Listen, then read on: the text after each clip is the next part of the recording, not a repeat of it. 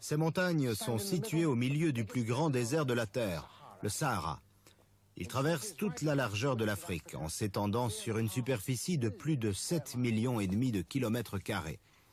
Le froid, la nuit, peut aller jusqu'au gel. Le jour, le soleil frappe avec une intensité telle que c'est ici qu'ont été enregistrés les records mondiaux de chaleur. 58 degrés à l'ombre, bien sûr.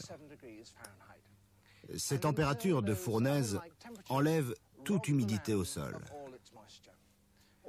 Il semble qu'il ne puisse y avoir d'environnement plus hostile à la vie. Et pourtant, il n'en a pas toujours été ainsi. À cet endroit, il y a quelques milliers d'années, des nomades ont fait paître leurs troupeaux. La végétation y était largement suffisante pour subvenir aux besoins d'un grand nombre d'animaux sauvages. Ce vieux cyprès est un survivant de cette époque de la fin de la dernière ère glaciaire où se produisirent les grands changements climatiques qui privèrent le Sahara de ses pluies. Pour comprendre pourquoi ces régions sont désertiques, observons le Sahara à partir de l'ouest. L'équateur traverse l'Afrique sur toute sa largeur. Tout au long de cette ligne, les rayons du soleil frappent la Terre perpendiculairement, donc avec un maximum d'intensité. L'air chaud monte au-dessus de l'équateur et se divise en deux masses. Une partie se déplaçant vers le nord, l'autre vers le sud, vers les zones plus froides du globe. Parce qu'il est chaud, cet air transporte un maximum d'humidité. En s'élevant, il se rafraîchit, l'humidité se condense et retombe sous forme de pluie.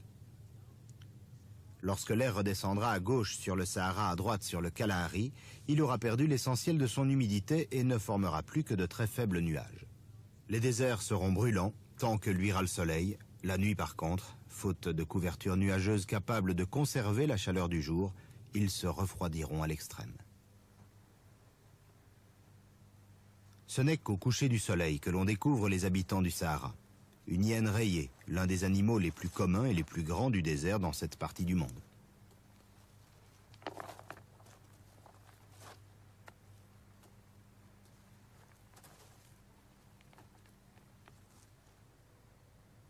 Ici, un fennec.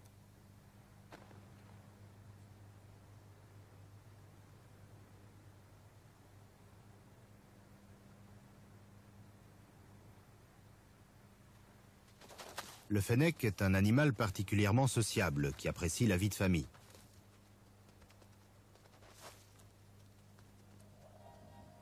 Lorsque la lune apparaît, beaucoup d'autres créatures se manifestent. Un gecko.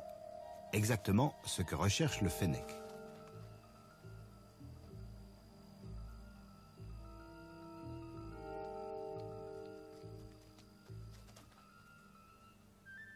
Une gerboise, elle aussi à la recherche de nourriture, des graines.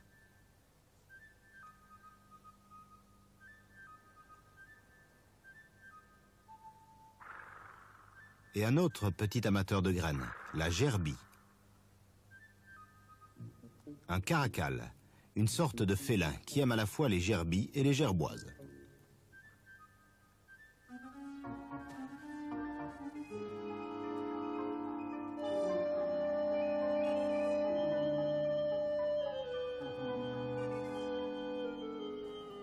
C'est la nuit que l'on peut repérer le plus facilement l'un des animaux les plus caractéristiques du désert. Il vit dans les dunes du Namib, dans le sud-ouest africain. Ces traces révèlent où il a creusé à la recherche d'une proie. Et en creusant soi-même, très vite, on peut en attraper un.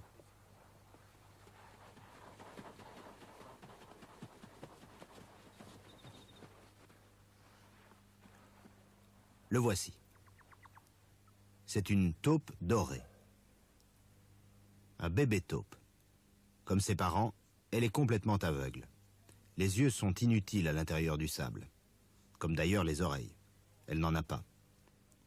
Sa tête est prolongée par un petit morceau de chair assez dur, avec lequel elle se ferait un chemin à travers les dunes, ou éventuellement à travers mes doigts.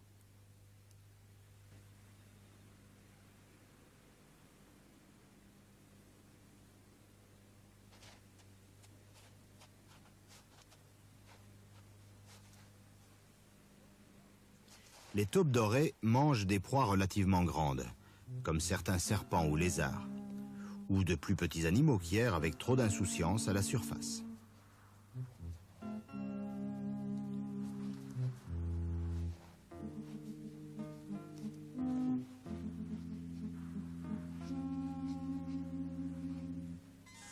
Voilà un criquet bien imprudent.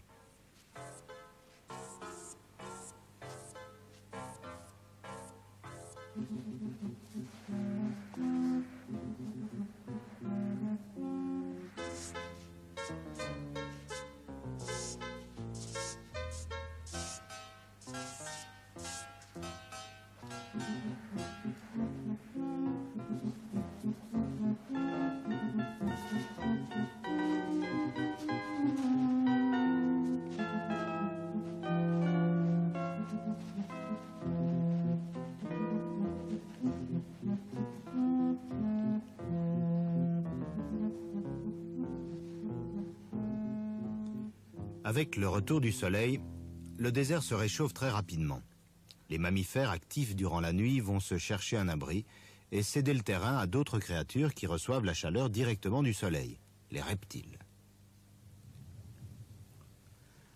Nous nous trouvons dans le désert de l'Arizona, à l'ouest des États-Unis, où l'on peut observer un autre habitant très curieux du désert. C'est un monstre de Gila, un des 2 lézards venimeux au monde.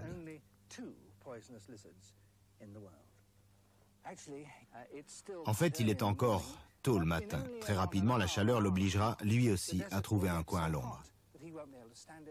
Ainsi, il ne peut chasser que pendant de très courtes périodes, à l'aube ou au crépuscule.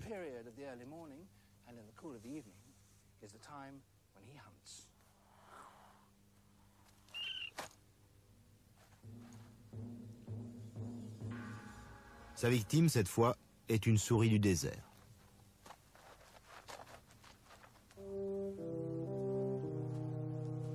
Le soleil est à présent levé depuis plusieurs heures et à la fraîcheur de la nuit a succédé la chaleur torride. Les reptiles se cherchent un abri.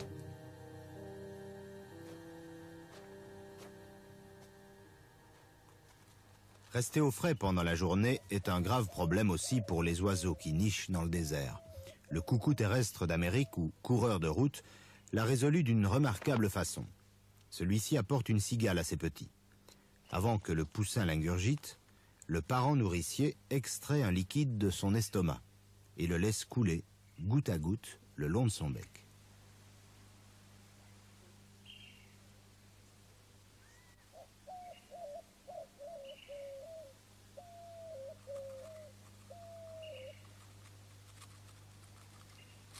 Ainsi, avant chaque repas, chaque petit reçoit à boire, de gré ou de force.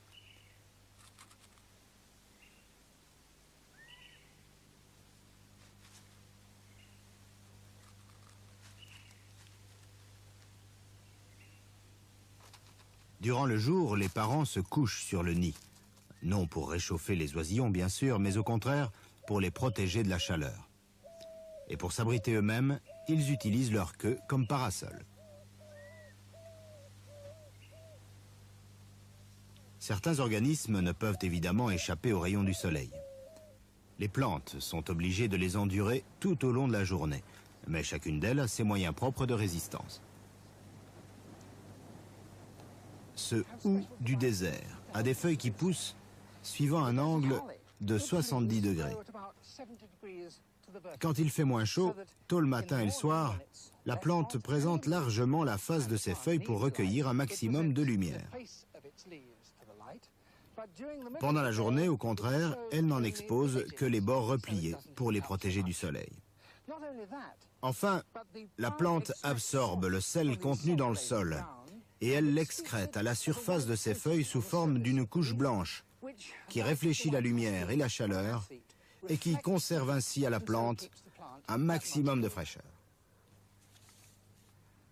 Au sud de la Californie, les buissons de créosote peuvent se passer d'eau pendant 10 ans. En Arizona, par contre, les pluies sont plus fréquentes et les plantes poussent en plus grand nombre. Pour beaucoup d'entre nous, le véritable symbole des déserts, c'est le cactus. En fait, cette famille de plantes à tiges charnues ne se trouve que sur le continent américain. Il en existe plusieurs centaines d'espèces, dont la plus grande est le saguaro. Sa tige est plissée comme un accordéon. Ainsi, lorsqu'il pleut, le cactus s'étend pour absorber un maximum d'eau. Ses feuilles se sont transformées en épines, réduisant ainsi la surface par laquelle l'eau pourrait s'évaporer. La tige elle-même est verte, car elle est riche en chlorophylle, le pigment qui lui permet d'effectuer le travail de photosynthèse dévolu généralement aux feuilles. Les épines protègent les jeunes pousses des ruminants, mais elles limitent également l'effet du vent sur la plante et donc l'évaporation de son humidité à partir de la tige. Les grands déserts de sable en Arabie, en Australie, au Sahara, ont découragé les voyageurs les plus intrépides. Peu de gens sont parvenus à survivre dans ces contrées pendant une période prolongée, sans aide extérieure. Certains y effectuent cependant des voyages réguliers. Ceux-ci sont des Touaregs. Ils traversent le Sahara de bout en bout, transportant des pains de sel qu'ils négocieront en échange d'étoffes, de grains et de dattes. Mais même les Touaregs ne pourraient effectuer ces voyages sans l'aide d'un animal, spécialiste du désert, le dromadaire. Les dromadaires sont merveilleusement adaptés à cet environnement. Ils n'ont que 2 orteils réunis par une membrane, ce qui leur permet de marcher dans le sable sans s'enfoncer profondément.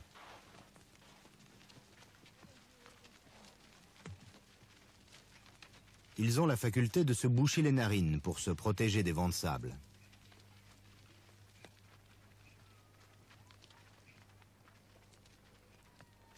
Leur pelage se limite au sommet de leur corps, afin de les protéger de la brûlure du soleil. Ailleurs, leur peau est pratiquement glabre, pour éliminer au mieux la chaleur interne de leur corps.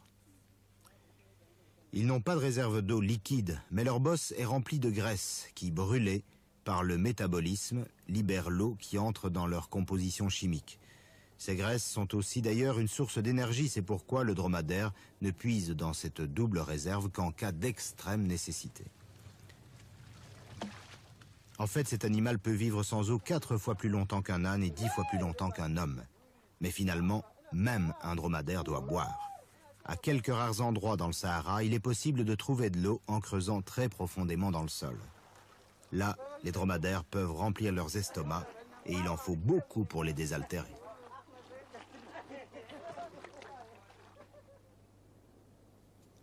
Dans tous les déserts de la Terre, la pluie est un phénomène très irrégulier. La plupart du temps, les nuages qui se forment en altitude s'éloignent sans éclater, laissant la terre aride.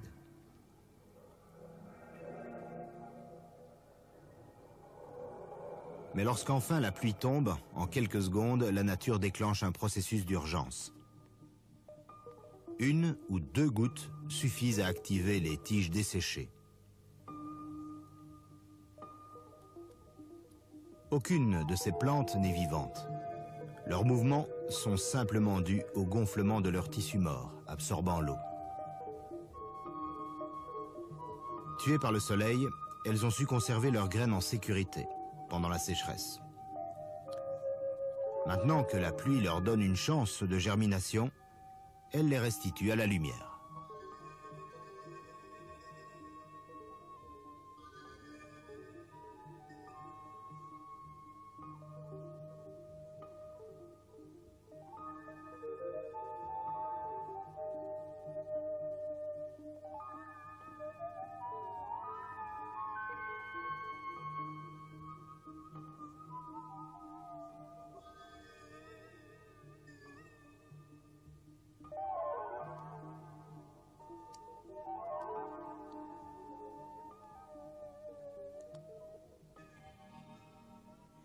Pour certaines plantes, le poids des gouttes d'eau suffit à déloger leurs graines.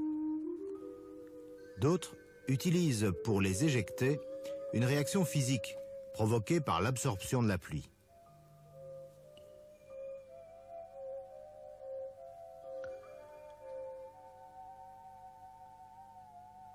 Dès qu'elle est au sol, la graine commence à bouger. Ces barbes gorgées d'eau se gonflent, se raidissent, permettant à la graine de se placer en bonne position, de manière que ses radicules puissent pointer directement vers le sol.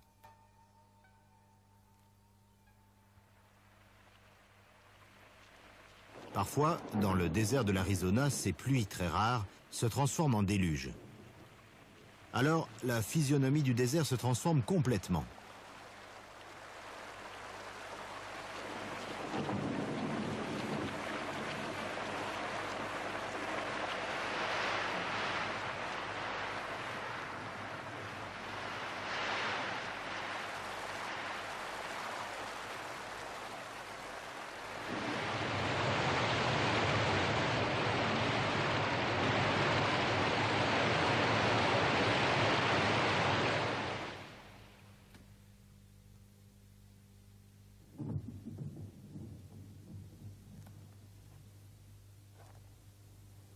Ces masses d'eau révèlent la présence cachée de nouveaux habitants. Celui-ci est un pélobate, un crapaud fuisseur. Les mâles sont les premiers à sortir du sol, où ils s'étaient enterrés il y a 1 an et plus. Rapidement, ils se dirigent vers l'une des mares éphémères créées par la pluie, et ils appellent les femelles.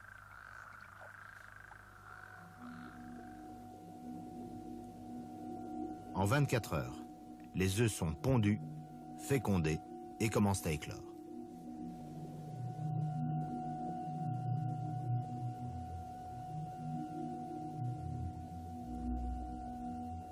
Le lendemain, la mare est remplie de têtards.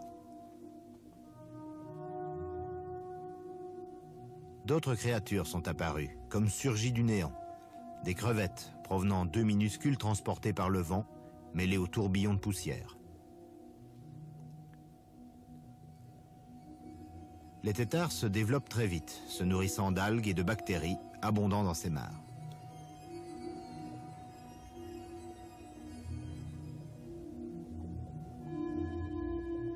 D'autres individus, nés de la même couvée, développent des têtes plus massives, des mâchoires plus puissantes. Ils sont devenus des carnivores, qui vont jusqu'à dévorer leurs frères encore végétariens.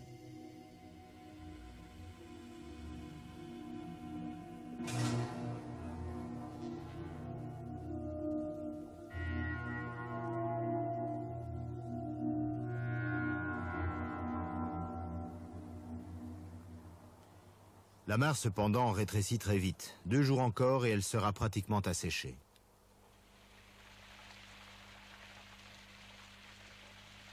À la dernière minute, une averse apporte un ultime répit. Certains têtards sont à présent dotés de pattes qui leur permettent de quitter la boue, 2 semaines seulement après leur naissance.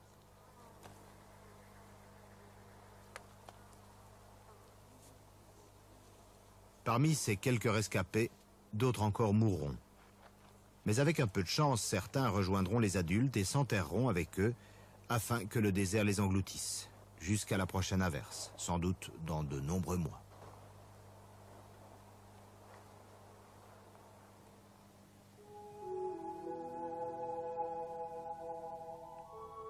Après la pluie, pendant quelques semaines, le désert fleurit. Les graines libérées par les plantes brûlées se mettent à germer à une vitesse étonnante.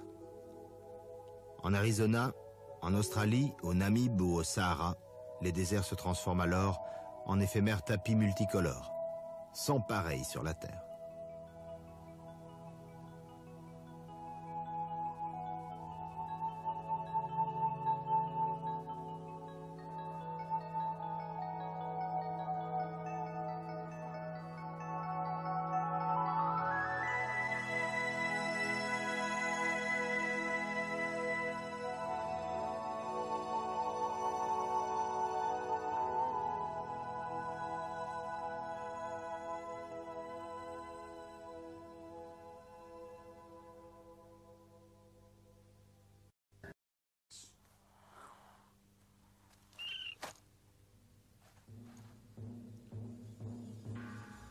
Sa victime, cette fois, est une souris du désert.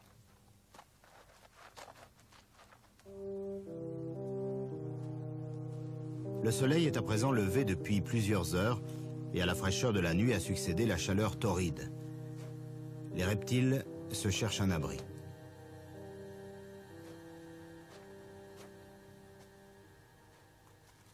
Rester au frais pendant la journée est un grave problème aussi pour les oiseaux qui nichent dans le désert. le coucou terrestre d'Amérique ou coureur de route, l'a résolu d'une remarquable façon. Celui-ci apporte une cigale à ses petits. Avant que le poussin l'ingurgite, le parent nourricier extrait un liquide de son estomac et le laisse couler, goutte à goutte, le long de son bec.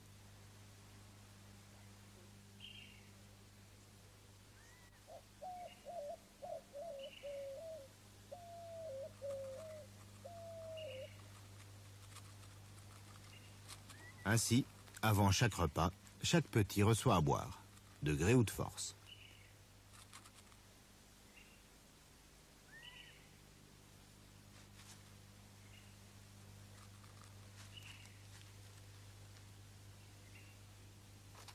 Durant le jour, les parents se couchent sur le nid. Non pour réchauffer les oisillons, bien sûr, mais au contraire, pour les protéger de la chaleur. Et pour s'abriter eux-mêmes, ils utilisent leur queue comme parasol. Certains organismes ne peuvent évidemment échapper aux rayons du soleil. Les plantes sont obligées de les endurer tout au long de la journée, mais chacune d'elles a ses moyens propres de résistance. Ce hou du désert a des feuilles qui poussent suivant un angle de 70 degrés. Quand il fait moins chaud, tôt le matin et le soir, la plante présente largement la face de ses feuilles pour recueillir un maximum de lumière. Pendant la journée, au contraire, elle n'en expose que les bords repliés pour les protéger du soleil. Enfin, la plante absorbe le sel contenu dans le sol et elle l'excrète à la surface de ses feuilles sous forme d'une couche blanche. Les yeux sont inutiles à l'intérieur du sable, comme d'ailleurs les oreilles. Elle n'en a pas. Sa tête est prolongée par un petit morceau de chair assez dur, avec lequel elle se ferait un chemin à travers les dunes, ou éventuellement à travers mes doigts.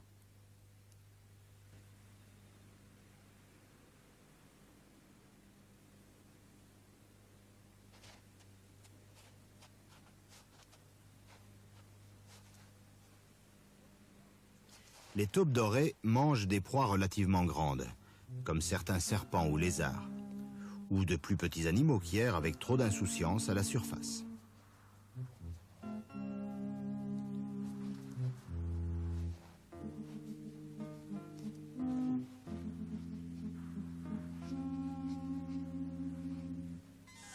Voilà un criquet bien imprudent.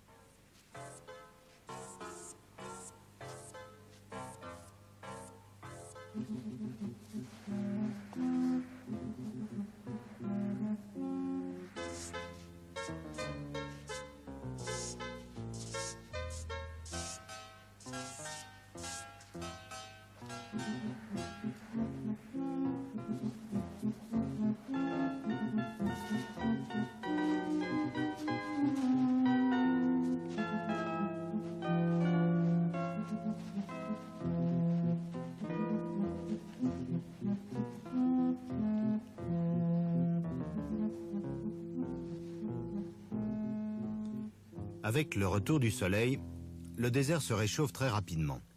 Les mammifères actifs durant la nuit vont se chercher un abri et céder le terrain à d'autres créatures qui reçoivent la chaleur directement du soleil, les reptiles. Nous nous trouvons dans le désert de l'Arizona, à l'ouest des États-Unis, où l'on peut observer un autre habitant très curieux du désert. C'est un monstre de Gila, un des 2 lézards venimeux au monde.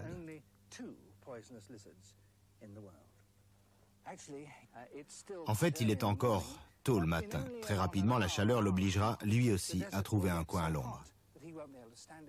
Ainsi, il ne peut chasser que pendant de très courtes périodes, à l'aube ou au crépuscule.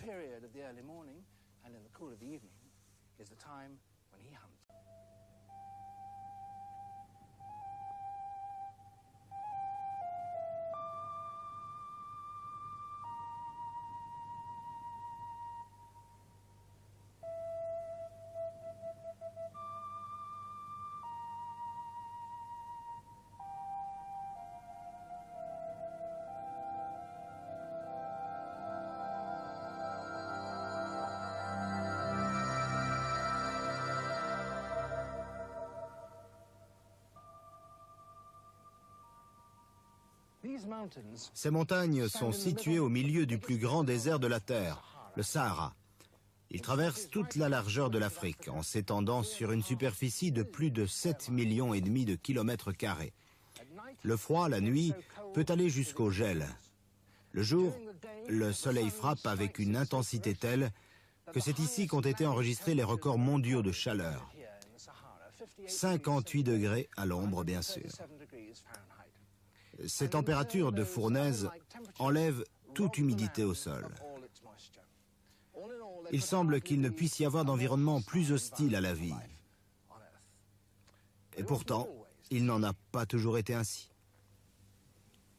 À cet endroit, il y a quelques milliers d'années, des nomades ont fait paître leurs troupeaux. La végétation y était largement suffisante pour subvenir aux besoins d'un grand nombre d'animaux sauvages. Ce vieux cyprès est un survivant de cette époque de la fin de la dernière ère glaciaire où se produisirent les grands changements climatiques qui privèrent le Sahara de ses pluies. Pour comprendre pourquoi ces régions sont désertiques, observons le Sahara à partir de l'ouest. L'équateur traverse l'Afrique sur toute sa largeur. Tout au long de cette ligne, les rayons du soleil frappent la Terre perpendiculairement, donc avec un maximum d'intensité. L'air chaud monte au-dessus de l'équateur et se divise en deux masses, une partie se déplaçant vers le nord, l'autre vers le sud, vers les zones plus froides du globe. Parce qu'il est chaud, cet air transporte un maximum d'humidité. En s'élevant, il se rafraîchit, l'humidité se condense et retombe sous forme de pluie. Lorsque l'air redescendra à gauche sur le Sahara, à droite sur le Kalahari, il aura perdu l'essentiel de son humidité et ne formera plus que de très faibles nuages, qui réfléchit la lumière et la chaleur et qui conserve ainsi à la plante un maximum de fraîcheur. Au sud de la Californie, les buissons de créosote peuvent se passer d'eau pendant 10 ans. En Arizona, par contre, les pluies sont plus fréquentes et les plantes poussent en plus grand nombre. Pour beaucoup d'entre nous, le véritable symbole des déserts, c'est le cactus. En fait, cette famille de plantes à tiges charnues ne se trouve que sur le continent américain. Il en existe plusieurs centaines d'espèces, dont la plus grande est le saguaro. Sa tige est plissée comme un accordéon. Ainsi, lorsqu'il pleut, le cactus s'étend pour absorber un maximum d'eau. Ses feuilles se sont transformées en épines, réduisant ainsi la surface par laquelle l'eau pourrait s'évaporer. La tige elle-même est verte, car elle est riche en chlorophylle, le pigment qui lui permet d'effectuer le travail de photosynthèse dévolu généralement aux feuilles.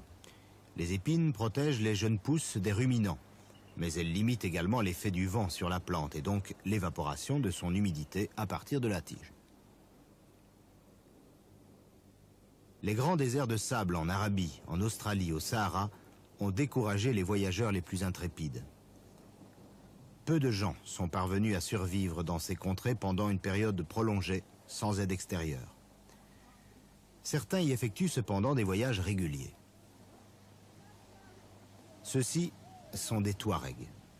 Ils traversent le Sahara de bout en bout, transportant des pains de sel qu'ils négocieront en échange d'étoffes, de grains et de dattes.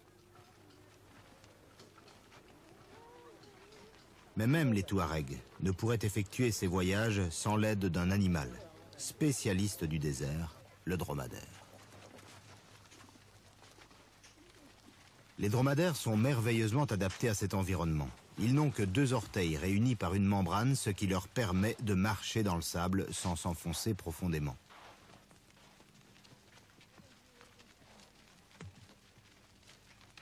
Ils ont la faculté de se boucher les narines pour se protéger des vents de sable.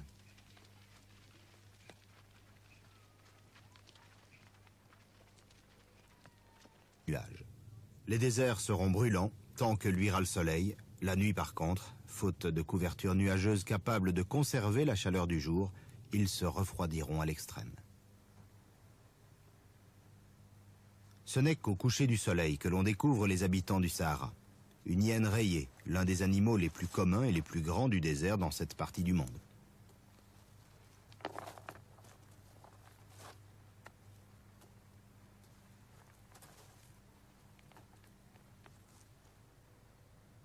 Ici, un fennec.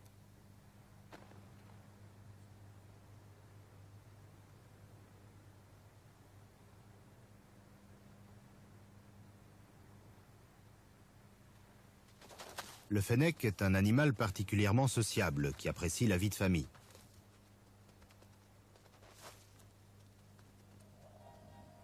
Lorsque la lune apparaît, beaucoup d'autres créatures se manifestent. Un gecko. Exactement ce que recherche le fennec.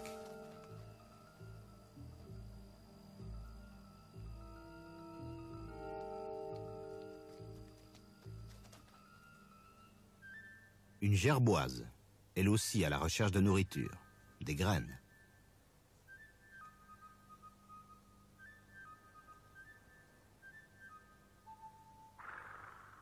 Et un autre petit amateur de graines, la gerbille. Un caracal, une sorte de félin qui aime à la fois les gerbilles et les gerboises.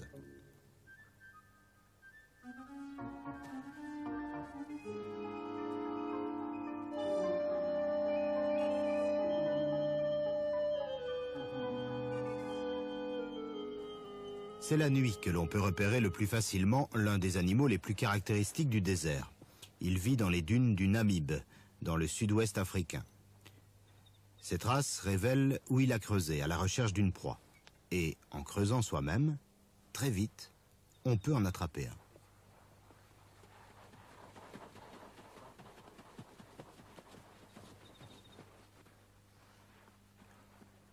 Le voici. C'est une taupe dorée. Un bébé taupe. Comme ses parents, elle est complètement aveugle.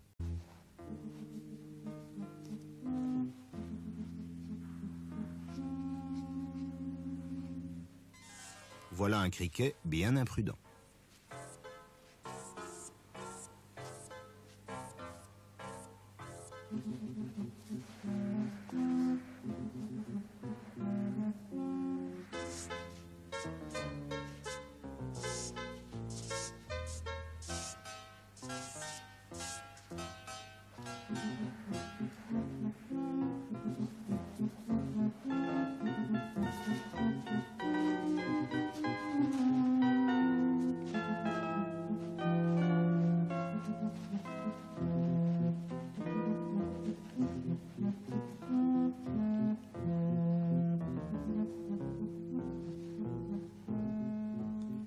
Avec le retour du soleil, le désert se réchauffe très rapidement. Les mammifères actifs durant la nuit vont se chercher un abri et céder le terrain à d'autres créatures qui reçoivent la chaleur directement du soleil, les reptiles. Nous nous trouvons dans le désert de l'Arizona, à l'ouest des États-Unis, où l'on peut observer un autre habitant très curieux du désert. C'est un monstre de Gila, un des 2 lézards venimeux au monde.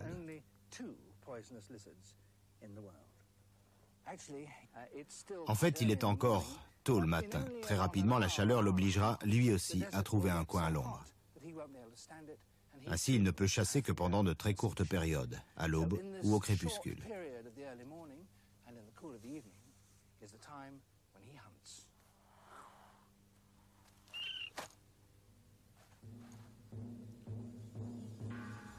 Sa victime, cette fois, est une souris du désert.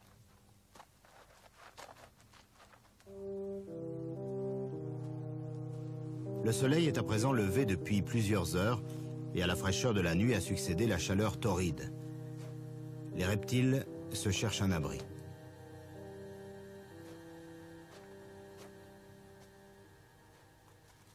Rester au frais pendant la journée est un grave problème aussi pour les oiseaux qui nichent dans le désert. Le coucou terrestre d'Amérique, ou coureur de route, l'a résolu d'une remarquable façon. Celui-ci apporte une cigale à ses petits. Avant que le poussin l'ingurgite, le parent nourricier extrait un liquide de son estomac et le laisse couler, goutte à goutte, le long de son bec.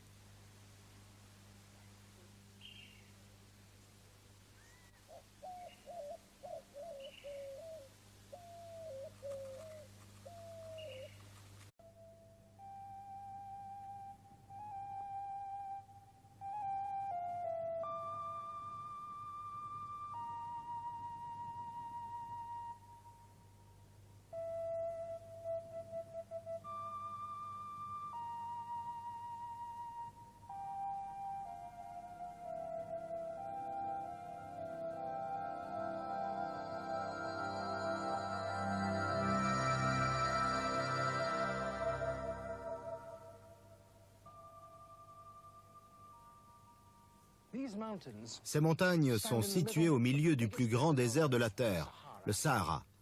Il traverse toute la largeur de l'Afrique en s'étendant sur une superficie de plus de 7,5 millions de kilomètres carrés. Le froid, la nuit, peut aller jusqu'au gel. Le jour, le soleil frappe avec une intensité telle que c'est ici qu'ont été enregistrés les records mondiaux de chaleur. 58 degrés à l'ombre, bien sûr. Ces températures de fournaise enlèvent toute humidité au sol. Il semble qu'il ne puisse y avoir d'environnement plus hostile à la vie. Et pourtant, il n'en a pas toujours été ainsi. À cet endroit, il y a quelques milliers d'années, des nomades ont fait paître leurs troupeaux. La végétation y était largement suffisante pour subvenir aux besoins d'un grand nombre d'animaux sauvages. Ce vieux cyprès est un survivant de cette époque de la fin de la dernière ère glaciaire où se produisirent les grands changements climatiques qui privèrent le Sahara de ses pluies. Pour comprendre pourquoi ces régions sont désertiques, observons le Sahara à partir de l'ouest. L'équateur traverse l'Afrique sur toute sa largeur. Tout au long de cette ligne, les rayons du soleil frappent la Terre perpendiculairement, donc avec un maximum d'intensité. L'air chaud monte au-dessus de l'équateur et se divise en deux masses, une partie se déplaçant vers le nord, l'autre vers le sud, vers les zones plus froides du globe. Parce qu'il est chaud, cet air transporte un maximum d'humidité. En s'élevant et se rafraîchit, l'humidité se condense et retombe sous forme de pluie.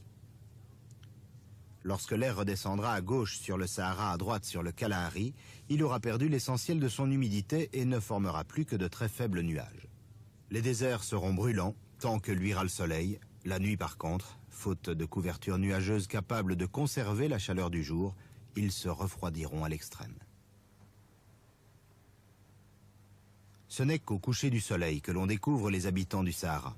Une hyène rayée, l'un des animaux les plus communs et les plus grands du désert dans cette partie. Ainsi, avant chaque repas, chaque petit reçoit à boire, de gré ou de force.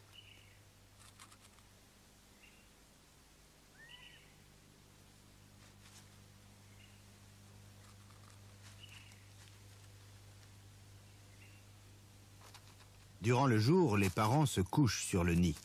Non pour réchauffer les oisillons, bien sûr, mais au contraire, pour les protéger de la chaleur. Et pour s'abriter eux-mêmes, ils utilisent leur queue comme parasol. Certains organismes ne peuvent évidemment échapper aux rayons du soleil. Les plantes sont obligées de les endurer tout au long de la journée, mais chacune d'elles a ses moyens propres de résistance. Ce hou du désert a des feuilles qui poussent suivant un angle de 70 degrés. Quand il fait moins chaud, tôt le matin et le soir, la plante présente largement la face de ses feuilles pour recueillir un maximum de lumière. Pendant la journée, au contraire, elle n'en expose que les bords repliés pour les protéger du soleil. Enfin, la plante absorbe le sel contenu dans le sol et elle l'excrète à la surface de ses feuilles sous forme d'une couche blanche qui réfléchit la lumière et la chaleur et qui conserve ainsi à la plante un maximum de fraîcheur. Au sud de la Californie, les buissons de créosote peuvent se passer d'eau pendant 10 ans. En Arizona, par contre, les pluies sont plus fréquentes et les plantes poussent en plus grand nombre. Pour beaucoup d'entre nous, le véritable symbole des déserts, c'est le cactus. En fait, cette famille de plantes à tiges charnues ne se trouve que sur le continent américain. Il en existe plusieurs centaines d'espèces, dont la plus grande est le saguaro. Sa tige est plissée comme un accordéon. Ainsi, lorsqu'il pleut, le cactus s'étend pour absorber un maximum d'eau. Ses feuilles se sont transformées en épines, réduisant ainsi la surface par laquelle l'eau pourrait s'évaporer. La tige elle-même est verte, car elle est riche en chlorophylle, le pigment qui lui permet d'effectuer le travail de photosynthèse dévolu généralement aux feuilles. Les épines protègent les jeunes pousses des ruminants, mais elles limitent également l'effet du vent sur la plante et donc l'évaporation de son humidité à partir de la tige. Les grands déserts de sable en Arabie, en Australie, au Sahara, ont découragé les voyageurs les plus intrépides. Peu de gens sont parvenus à survivre dans ces contrées pendant une période du monde.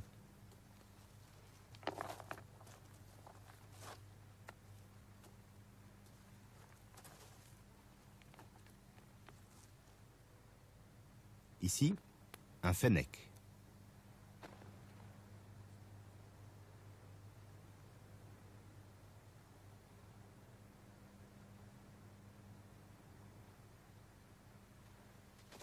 Le fennec est un animal particulièrement sociable qui apprécie la vie de famille.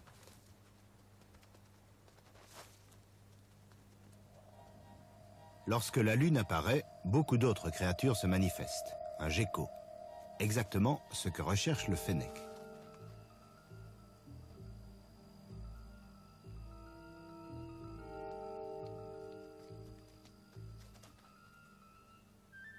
Une gerboise, elle aussi à la recherche de nourriture, des graines.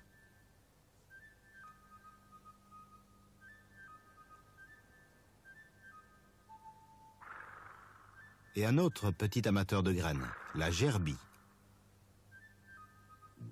Un caracal, une sorte de félin qui aime à la fois les gerbilles et les gerboises.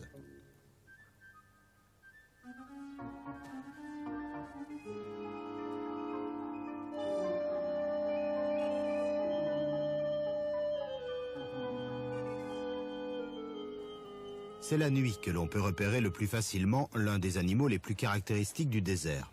Il vit dans les dunes du Namib, dans le sud-ouest africain. Ces traces révèlent où il a creusé à la recherche d'une proie. Et en creusant soi-même, très vite, on peut en attraper un.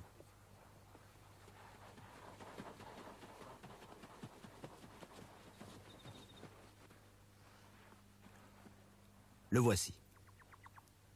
C'est une taupe dorée. Un bébé taupe. Comme ses parents, elle est complètement aveugle. Les yeux sont inutiles à l'intérieur du sable. Comme d'ailleurs les oreilles. Elle n'en a pas. Sa tête est prolongée par un petit morceau de chair assez dur, avec lequel elle se ferait un chemin à travers les dunes, ou éventuellement à travers mes doigts.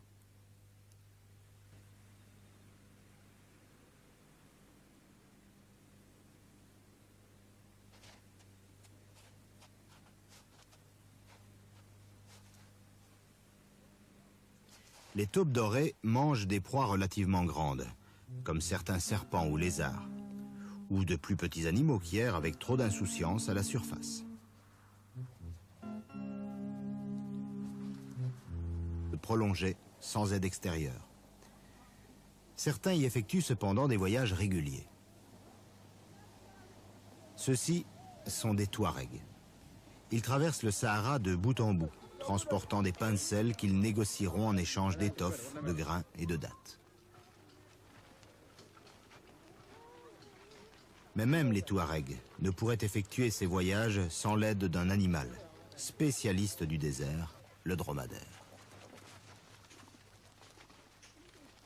Les dromadaires sont merveilleusement adaptés à cet environnement. Ils n'ont que 2 orteils réunis par une membrane, ce qui leur permet de marcher dans le sable sans s'enfoncer profondément.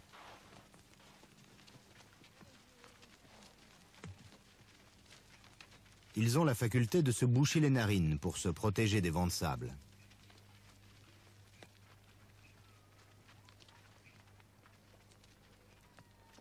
Leur pelage se limite au sommet de leur corps, afin de les protéger de la brûlure du soleil. Ailleurs, leur peau est pratiquement glabre, pour éliminer au mieux la chaleur interne de leur corps.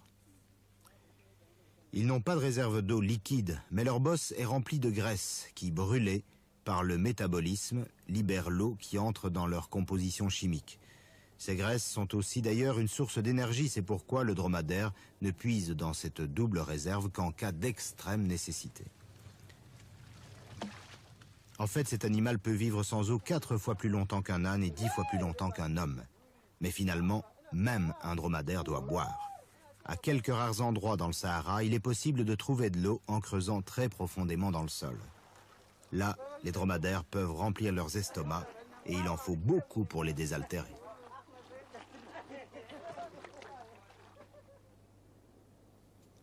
Dans tous les déserts de la Terre, la pluie est un phénomène très irrégulier. La plupart du temps, les nuages qui se forment en altitude s'éloignent sans éclater, laissant la terre aride.